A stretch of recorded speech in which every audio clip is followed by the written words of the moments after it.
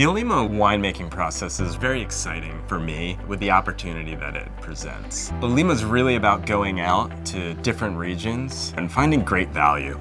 The goal with Olema wines is really somebody takes a sip and says, wow, that wine is delicious. The philosophy of winemaking for Olema is we want to over-deliver on the wines and the quality. So we're really looking for great lots, great vineyards all over Sonoma County. So we're not really married to one appellation. We go anywhere from Dry Creek to Sonoma Mountain to Alexander Valley to Sonoma Valley, and that really allows us or affords us the ability to craft wonderful wines at a great price. And our goal in the end is to have the wines taste amazing now, but can really age and compete with any other wines from Sonoma County.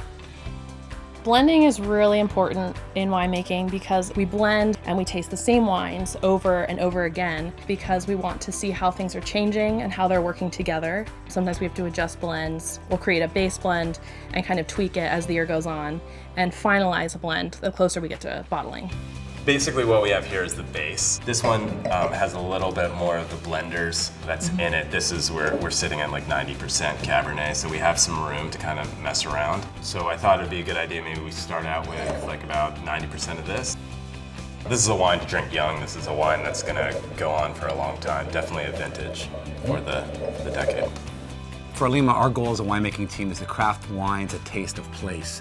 I think Olema captures Sonoma as a county perfectly. So Olema Cabernet tends to be more red fruited, and the Chardonnay tends to be really heavy with green apples and sort of Bartlett pears.